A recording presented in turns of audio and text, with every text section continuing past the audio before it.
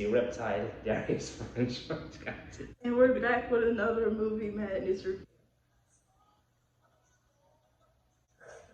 Okay, so if you couldn't tell by the intro, we are doing a review on the Bad Boys for Life review. This is the third installment in the long-running Bad Boys franchise. If you saw the 1996 original along with this 2003 follow-up, both Will Smith is in this. Martin Lawrence is back after a freaking 9-year hiatus. It's only been 9 years. Yeah, so it has been roughly 9 years. Marcus and Mike are still doing the usual shtick. But Marcus after being he's finally retired. But Mike, of course, doesn't want to leave the lifestyle behind him. Here's one thing I'm just gonna get off the bat. This film does very good job with character consistency. Mike is still a bit of a hothead. He's still prone to anger. He's still very hard to crack, that kind of thing. So that element to his character, I actually anyway. As far as the synopsis goes, that retirement is sort of cut short when, okay, no spoilers yet, but no I guess refugee from their past comes along and they're trying to kill Mike. Things don't really get bad until, okay, but basically you get the point. It's supposedly going to be one last time, which I've seen a couple of minutes ago, and I'm just gonna say it right here and now. This is probably the best Bad Boys movie we got. It was. Not only did the characters stay consistent, the landscape around the movie was amazing. Like, it was a lot going on. Film designs were pretty on par. Everyone looked cohesive and realistically together. Action, editing, cinematography compared to the shit Michael Bay did. Here, though, at least to me, it's more consistent. It's more competent. It doesn't feel like it was chopped up in the editing room made by a freaking hacksaw. It's on a technical level, it just looks and feels a lot better, except for those few moments when the directors actually decide to pay homage to Michael Bay. There's this like highway chase, like almost like halfway through the movie, that looks like it's trying to replicate the highway chase scene from Bad Boys 2, except it didn't like live up to the same hype. I mean, I enjoyed it, but at the same time, it's just not really there. I mean, but that's kind of shooting. And that kind of thing. I will admit, just like the previous flicks, this one is conventional. It's exaggerated to like ridiculous degrees. It's overblown to ridiculous degrees. But as far as toning it down and actually making it something worth watching, it actually succeeds. Well, we didn't really start with the acting, but we might as well anyway. Will Smith, Martin Lawrence, freaking God knows how many years, 17 years, their chemistry, the performance banter, it's still very, very strong. Again, character consistency is down to a T. I wouldn't go so far as to say it was a far cry of loving the characters. I did get annoyed with Mike's hard-headed banter a couple of times, but at the same time, it's character consistency, and Will plays it off very well, different than the type of characters he's normally playing. I think they were like the perfect mixture for each other. You have Will being the tough guy, no nonsense, and you have Martin Lawrence being I guess somewhat the comic relief, but serious when it needs to be. Martin Lawrence was something else in this movie. I wouldn't go so far as to say it's his best performance yet, but I will say it's his best performance in recent years. Like, it's like the guy never left. It was literally like we're laughing the entire movie. I forgot it's supposed to be an action movie. For how much banter and just jokes they cracked throughout the whole thing.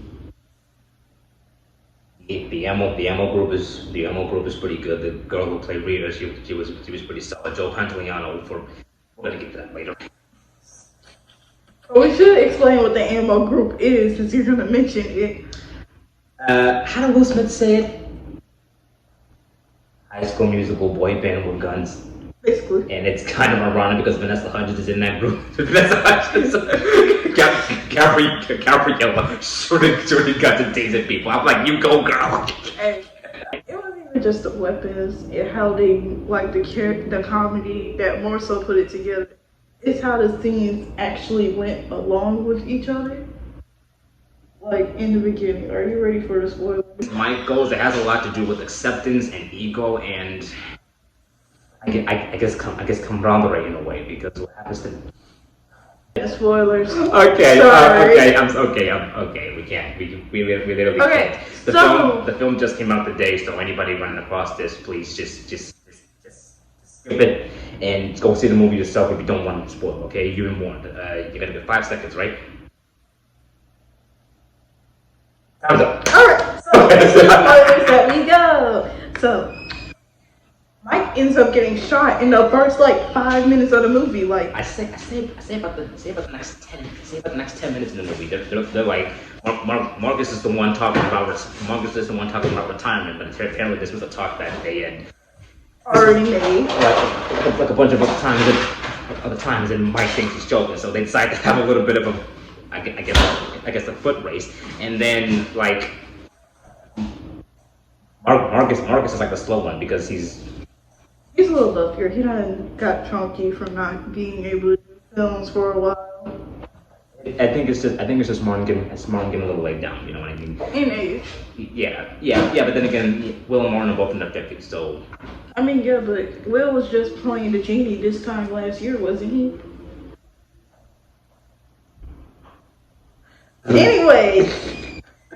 So I can't really tell if Mike was really running. I guess he was, but Marcus intentionally stopped because he saw this guy in a motorcycle running by, and then pop, pop, pop, 3 shots, shoots Mike on the freaking sidewalk. So Martin is having a whole breakdown. He's like, "No, I need you to hang on." The captain, the lieutenant, they rush Mike down to the hospital, and they do all this. I guess I wouldn't say exaggerated surgery because he didn't get shot 3 times, so they would have to do that kind of surgery on him. It takes him well over the course of 6 months to to recover. I And then you have Martin being the loyal good friend that he is, dying to goatee. coconut butter. He jokes and says, "Will, like you dye your own goatee with coconut butter." And Will denies it the whole entire time, but Martin is dying the goatee when he's trying to recover on the hospital bed. And also, he did make a promise to God. Yeah, he promised no more violence, no more killing people. We're gonna stop. We're gonna chill if you really save him. And then 6 months later, we cut to Mike's funeral. What we thought was Mike's funeral. And y'all remember Reggie from Bad Boys 2? Yeah, engaged. He's married now with a kid. They finally tied the knot, and Mike was in a wheelchair, I guess. For a little bit. Until he wasn't. The wheelchair's like, he was only in a wheelchair for like 10 seconds. This in the U.S. Part of me doesn't really blame him, but at the same time, it sort of builds into his character development. He's a lot more angrier. He feels like his ego's been busted up. The bulletproof Mike legend has pretty much died off, and this is something that's going to tie into later on in the movie. So that kind of thing. The lieutenant refuses to bring him back on the case. Because if he's not gonna get himself killed, he's gonna get somebody else killed. So they bring on the High School Musical boy band. I'm never gonna get over him. I not take you seriously. So you have Amos, and I forgot what it stands for that quickly. Because they never really explain it. Do they? They don't. Of course they don't. So Amos, the High School Musical boy band with guns, they go on and they have all this technology, and they're like a smaller group. It's like 4 of them. It's just I guess you could say it's 4. Right, and then you can add Will and you can add Martin. So Will is supposed to be a consultant, whatever that is. The only thing he's consulting is violence at this point. Reluctantly, they allow him to go on a bit of a surveillance camp because Will apparently found out from DJ Khaled. Oh yeah, he got very angry with DJ. DJ Khaled. He got angry with him because he handcuffed him to the table, And I don't know what the thing is called, the little meat beater. Yeah. Anyways, so he's beating his hand with it. Did you get pig fat on my? Now that suit was tight though. That was a lit suit. And you think he's already pissed off about the guy actually. May I remind you, the actual guy who shot him actually uploaded the freaking video on YouTube. Like, is there nothing you won't do for freaking views on YouTube? Exactly. No. So, as he wraps his hand with the pig fat around his purple linen suit, Will basically loses it because he's like, I've had enough. Until Khaled finally spills his beans. I don't remember the guy's name, but he was basically. He's not important. He's never even mentioned really much afterwards. At least until we get to the surveillance scene where Ammo actually allows them to come on. They have a drone, they have the surveillance cam, but Will finds out that the guy they were looking for in the meeting, there's no money in the bag. When they find out there's no money in the bag, they're gonna kill him anyway. So Will goes in like without their permission, and Gabrielle goes along with him. Vanessa. She will always be Gabriella to me. I don't know who this Vanessa woman is. So Will rushes in because he's like, I'm gonna save this guy. He's gonna speak for us. He's gonna give us information, and we're gonna be on our way. And the guys in the meeting already start going on, and they just immediately start shooting. So half the damage is already done. So Will shoots some sort of paint spray or whatever, and he starts to get on the action. He literally just strolls on in, bop bop bop bop bop bop bop. He goes in. He's sort of like I guess he's trying to protect the guy. He does a good job for the meantime until the explosion knocks the guy back into a freaking forklift. And I guess you could say that wasn't his fault, but then again, he was the one who sort of went in without backup. And the lieutenant not necessarily backup unless that's what they're sort of going with it. But he wasn't supposed to get in the action in the first place. So again, technically his pride, his ego is sort of like getting in the way. And the lieutenant loses his mind. He's like, I told you, I was going out on a branch for you. And he was like, yeah, I know. Imagine you're really super duper fat and you're on this tiny little branch. I didn't really promise though. I didn't. You know I had to shoot somebody. Of course you did. Movie number 3. I think you know how these things go along. We literally saw him drinking out of a bottle of Pepto-Bismol. Yeah, our poor lieutenant is going through it because he had to drink like 2 bottles. I don't even know how old Joe Pantoliano is at this moment. He's got to be like in his late 60s or something. So the lieutenant basically puts him off the case completely now because he's like, since you can't be a consultant and you can't play by my rules, you won't be on anybody's team. I'm surprised they didn't just flat out fire. I'm really surprised how these things don't work out like that. But we're not going down that path. So it's like I don't really know what happens in between that conversation and that conversation. But basically some guy that him and Marcus sort of interacted with calls Marcus, telling him that somebody's trying to kill him. And in that same time frame, which is like I don't know, the next day or something, Mike goes to talk to the lieutenant at his daughter's basketball. Okay, so right. Oh yeah, Mike and the lieutenant are at like her daughter's basketball game, and the lieutenant gives him this big speech about you falling off a horse and that kind of thing. And it's like, where are you going, Mike? Like you gotta get your life together, otherwise the horse is gonna drive you off the cliff. And again. But it was kind of like. Here's the story of like you keep having trauma in life running you around like 100 miles per hour. But Will Smith recently said you can't achieve your way out of trauma.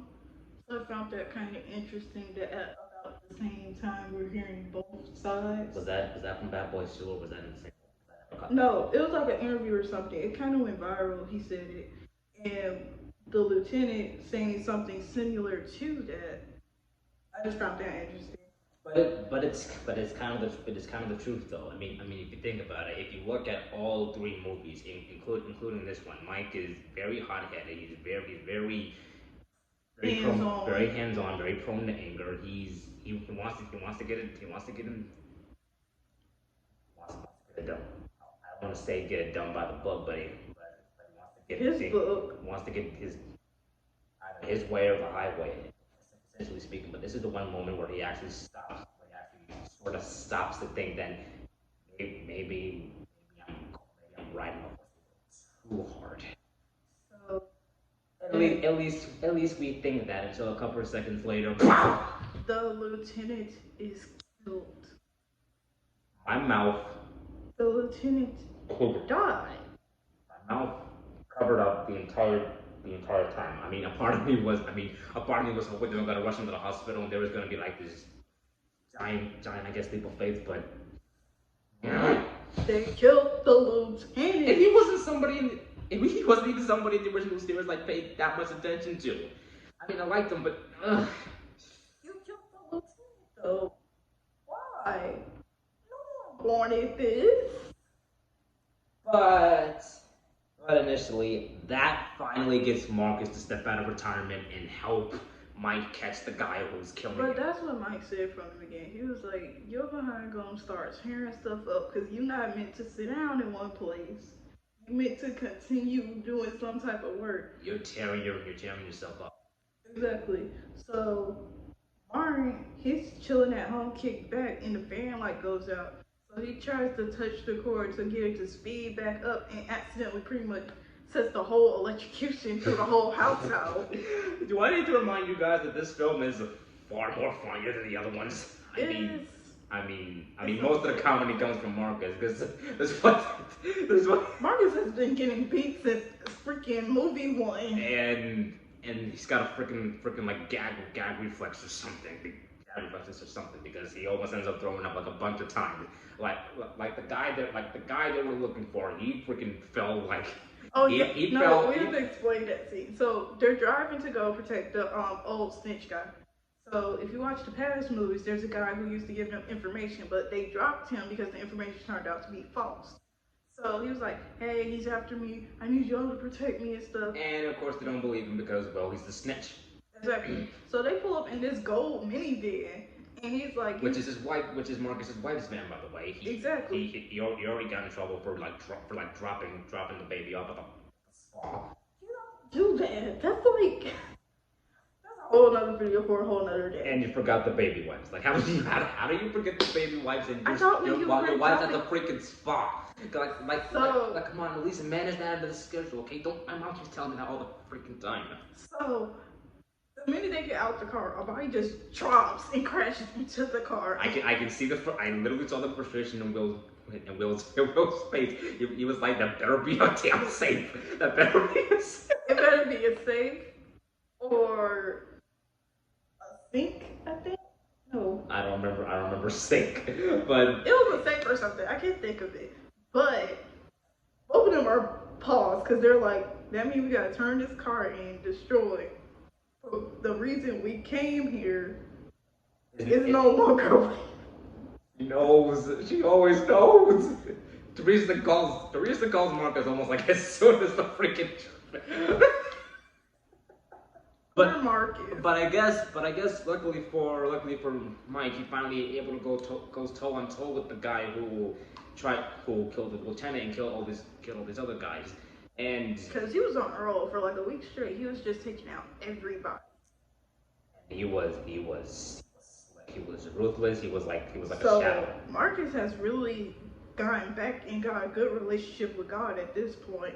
'Cause he's really praying. He sees Will fall out of the window and he's like, "God, give me a sign on how I'm supposed to help him. I told you we ain't gonna do no more violence.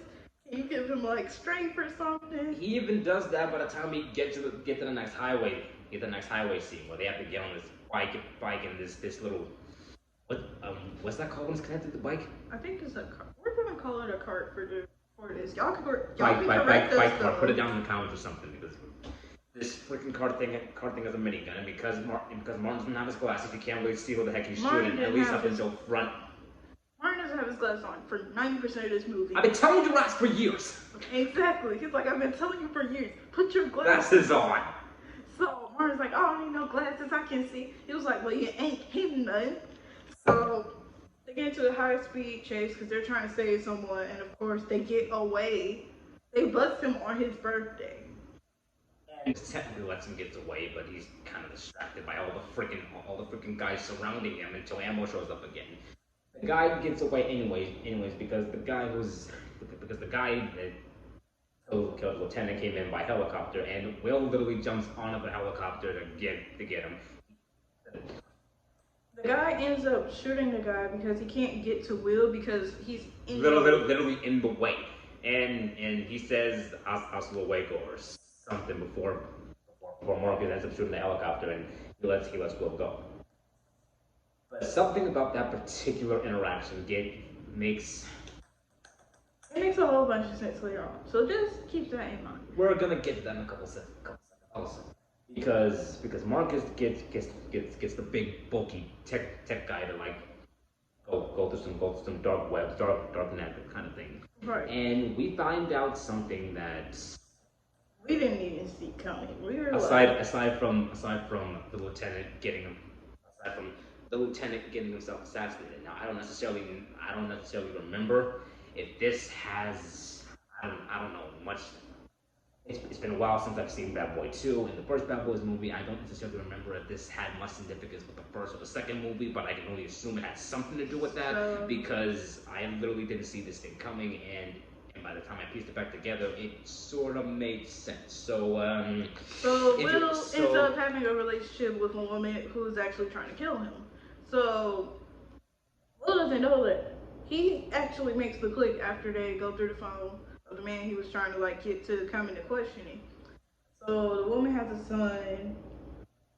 Turns out to be Will's son, and Will's like, I have a son now.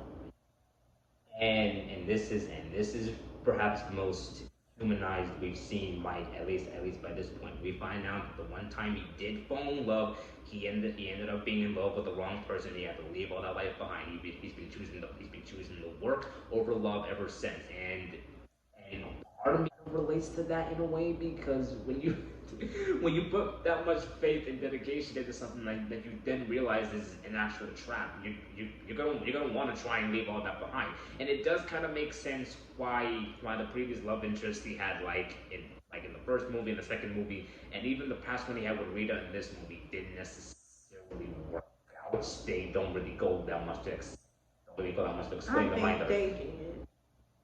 You have to read in between the lines. They have their own way. Even if it's not like marriage or anything, of just being with each other. So, fast forward a little bit into the movie. Finds out it's his son. So Rita texts him, is like, meet me at 6:30 at this place. We're gonna talk. No talking leads to which. So Martin is like this.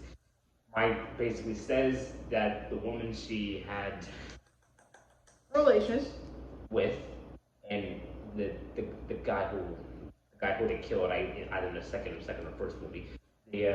She's aside from her being a stone cold killer, she's some kind of voodoo witch or something. Don't mind me, Blues Brothers 2000. But Marcus is literally on that for the entirety of the time it's product. Like he wanted to go, like Will wanted to catch a plane. He wanted to go to Mexico by himself to meet the witch.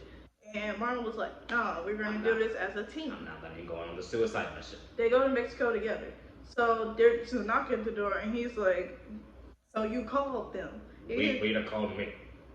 Yeah, and I feel safer with them here. Which is a valid reason considering their friendship history and on top of all the stuff they're about to deal with. I think the two of them alone cannot handle something. Will finally freaking warms up to them, and they go and do the deed. The woman, at least. It gets very violent very quickly. Gunshot, like the minute. There's an explosion. There's like an explosion that starts it off with freaking Gabriella coming up the freaking floor, as well as a drone. The big bulky guy finally gets back in on the action, and we finally get a little bit of an interaction between father and son. So Will jokingly said that he was gonna get rid of him to Martin. But Martin was like, that's your son, like, it's not a usual thing. So, towards the end, the son is about to basically Will out. Like, it's gonna be over. And he also makes short work of Marcus, and he's like, "What are you doing?" And then he So, say it together. oh, Penetrate this man's soul with my heart. oh. Marcus brought that up earlier. Marcus brought that up earlier when they were looking for. Reach it with my heart. He brought that up earlier when they were trying to find out more information. So the accountant was like OD'd completely on drugs or something. But Martin tried to talk to him twice, and he got mollywopped. Exactly. Martin was just getting beat. Like, Marcus was getting beat. And doesn't he get beat in almost every movie though? I know, but it's worse when it's like he was just getting beat. If it ain't his wife, it's his job. If it ain't his job, just life. He did not get a single win this entire movie to me. Except for whenever he did have his glasses on so he could at least shoot properly. You know how in the previous movies he was like, now that's how you're supposed to drive, and that's how you're supposed to shoot. I'm surprised we didn't get something like, now that's how you're supposed to see. From now on, that's how you see. That would have cracked me up if they actually did that, but unfortunately they don't. So sorry to disappoint you. So the witch lady, Will is explaining that he is the father. He is the dad. And the son is like, you're not my dad. I'm going to give you 2 more chances. Now tell me who you are. And Will's like, I'm your dad. I'm your father. And the son is like, is this true, mother? The mother didn't tell him.